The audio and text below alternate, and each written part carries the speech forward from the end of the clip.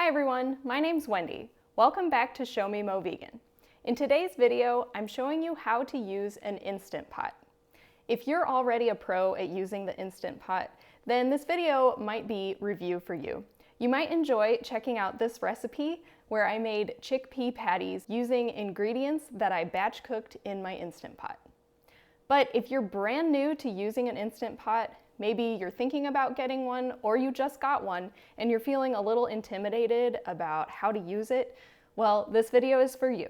I just got a brand new 3-quart Instant Pot and there's a test run that they recommend you doing in the instructions. So I'm gonna take you through that test run in a little bit. But before we get to that, I'll go over all of the different pieces and what you need to know. So when you first get your Instant Pot and take it out of the box, there are many warning labels on the Instant Pot itself.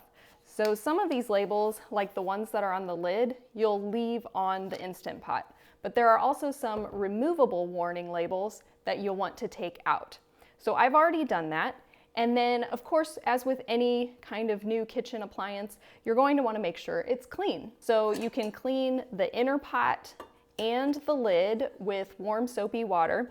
On the lid, there's a silicone sealing ring that can be removed for cleaning as well. With the cooker base, the instructions recommend using a soft cloth to wipe out the inside just to make sure there's no little particles from packing material or anything like that. So I've already cleaned my Instant Pot, and now I'm going to tell you what all of the different pieces are. So of course we have the cooker base. This is where all of the electrical components and the heating elements are. And then you have the front panel with all of the controls. As you can see, there are multiple different settings. All of these buttons on the outsides are different settings that you can use for cooking. I personally only ever use 2 of these options. I use the pressure cook option and the saute function. For pressure cooking, you can choose high or low pressure. I usually always use high pressure unless for some reason I'm using a recipe that suggests putting it down to a different level. The saute function is really nice for one pot type meals where maybe you need to saute onions first and then add everything else. So you can do all of that right in your Instant Pot. And then in the center, you have all the controls for actually starting your cooking and for adjusting the time and the temperature or the pressure.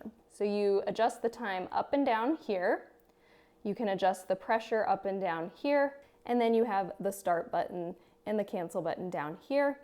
The keep warm function automatically comes on when you turn the Instant Pot on. I normally turn this off. The keep warm function is kind of like the warm function on a crock pot. So it's for after your cooking is already complete, you would put it on the warm setting to keep your food warm until you're ready to eat it. So it's the same kind of idea in the Instant Pot. This will keep your food warm until you're ready to eat it after it's already done cooking. I'm usually going to eat my food right away, or I'm using my Instant Pot for batch cooking, so I want the temperature to come down as quickly as possible, so I usually turn the keep warm setting off. I'll show you exactly how these buttons work when we go through the test. But for now, let's go back to reviewing all the pieces. Next, we have this little condensation cup. This attaches onto the back of the Instant Pot. So it just slides on right here. And as you can see, there's a little hole right above where that cup is attached. This is for any condensation that might be produced while cooking. When the lid is on, this area is where the pressure valve will be. And so sometimes condensation will happen while cooking, and this little cup will catch any of that. And then we have a detachable power cord. So you'll want to plug your power cord into the Instant Pot. Make sure it's connected all the way. And then you can plug your Instant Pot into the outlet. And when you plug it in, your Instant Pot will beep at you. Once it's plugged in, the display will read off. So you know that it's plugged in because the display is lit up, but the Instant Pot itself is not set for any cooking yet. And then we have the inner pot or the liner that sets inside your cooker base. Now, this is probably where you're gonna roll your eyes at me and say, well, duh, but it's very important to remember to put the inner liner in your pot before you cook anything. Again, I know it sounds like that's very obvious. But if you go on the internet and look maybe at different forums where people are talking about Instant Pots, you would be surprised at how many people accidentally do this. It's so easy. We all get distracted when we're cooking. We're moving a little too quickly and we just dump things right in the Instant Pot without making sure the liner is in there. So it is important to remember, and it can be easy to forget. If you ever do forget and accidentally pour something directly into the base, stay calm and you can contact Instant Pot customer support. Depending on what it is that you might have accidentally poured in there, you might still be able to use the Instant Pot, you might not. You'll just want to be careful and make sure you follow their instructions. So on the inside of the inner liner, there are different levels. So you can see there's a half fill line and a 2/3 full. And the 2/3 is the maximum fill line. Depending on what you're cooking, you might not want to go over the halfway mark. I'm usually using my Instant Pot for cooking beans and grains, and these are very starchy, so they can get very bubbly and frothy. And so for those, I recommend staying below the half full line. Finally, let's talk about the lid.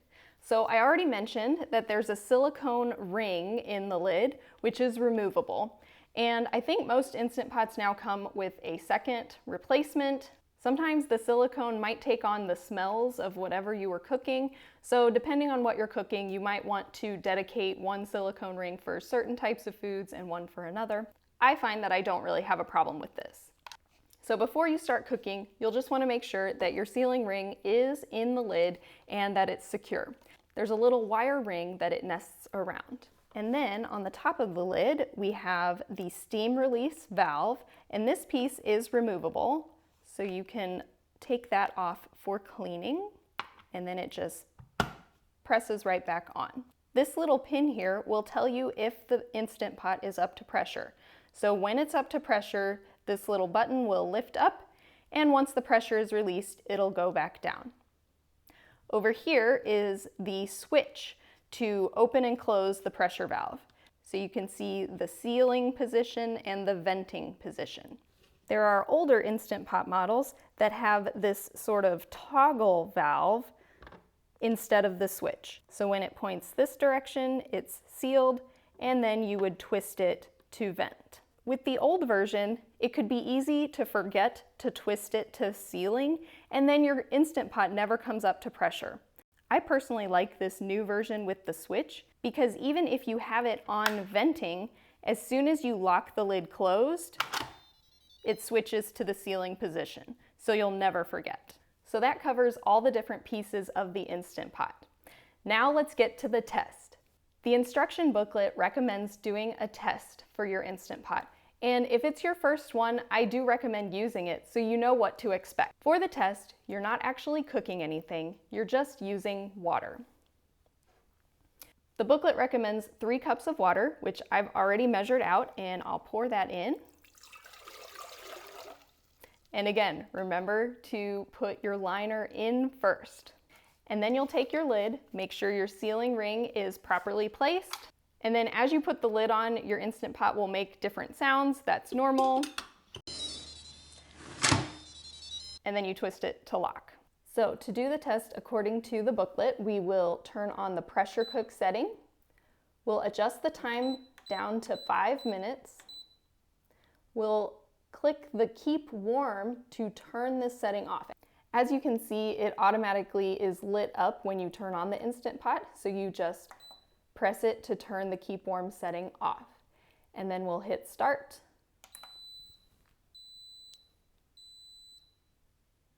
Your Instant Pot will beep a couple of times, and then you can see it's showing here that it's preheating. So these little lights will flash until it comes up to pressure. Once it's up to pressure, the cooking time will start to count. Over here it shows keep warm, so if you had the keep warm setting on, after the 5 minutes of cook time, it would count up the time and show you how long it has been keeping warm. So for now, this is what your screen will look like until it comes up to pressure, and I'll go ahead and bring you into the future so you can see what happens once this comes up to pressure.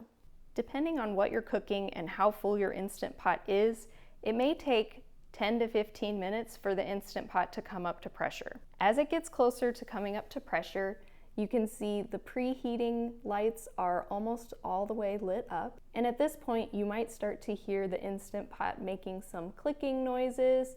You might hear the rumbling inside of the water being boiled. And eventually, you might even start to see some steam coming out of the valve.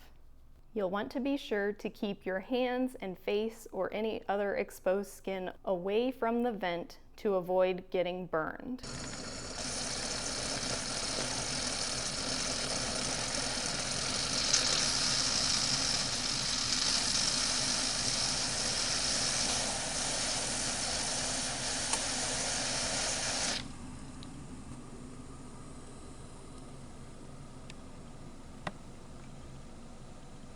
After the float valve pops up, it'll still take another minute or two before coming up to pressure. So now my Instant Pot is up to pressure. You can see the timer came on, so it's showing the 5 for the 5 minutes that we set. And now the cooking time is flashing. So as it cooks, it'll continue to light up, and then once it's done, the Instant Pot will beep. It took about 10 minutes for this to come up to pressure, and now it's going to cook for 5 minutes.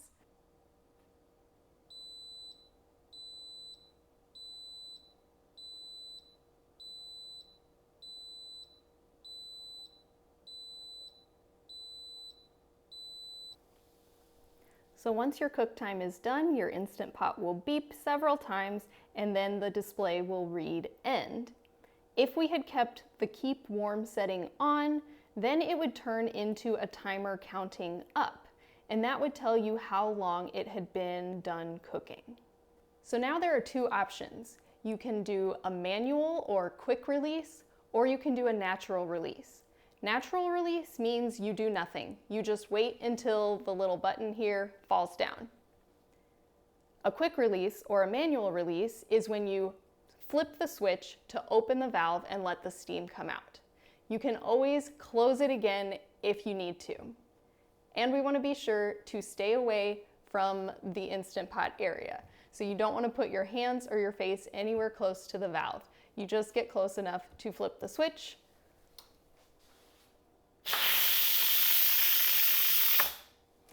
So that's what it looks like, and as I said, you can turn it off. So as you saw, I was able to just turn that off. Again, if you're cooking something like beans or grains that get really frothy, it's possible that you would have some sputtering if you tried to do a quick release. That's why you need to make sure you have that little cup there to catch any liquid, but you can always close it back up and just let it natural release for a little bit. So when I'm doing those kinds of things, I usually let it natural release for about 10 to 15 minutes before releasing any remaining pressure.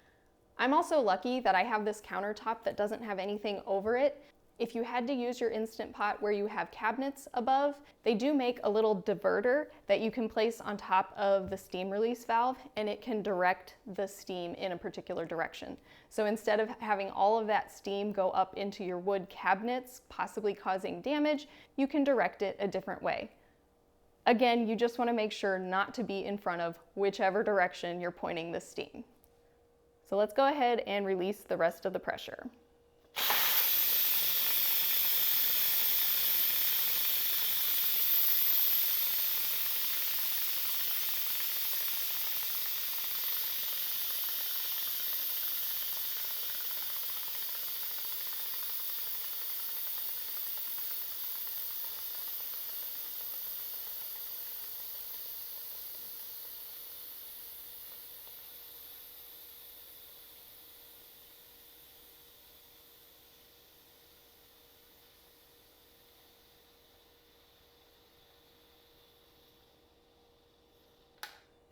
And once it falls, you can open the lid. So when this is up to pressure, the Instant Pot lid is locked and you can't open it, but once that little button falls, you can open it again.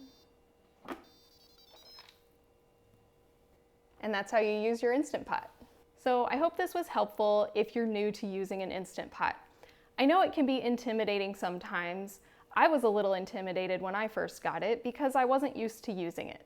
But it's pretty simple once you get the basics. And once you do this test run, you know what to expect, so it's a little easier to use moving forward. I had my first Instant Pot for a couple of years before I really used it very much. It actually wasn't until I became vegan that I started using it all the time, because the Instant Pot is great for batch cooking different kinds of beans, whole grains, potatoes, all of the things that I like to keep in my fridge for easy meals.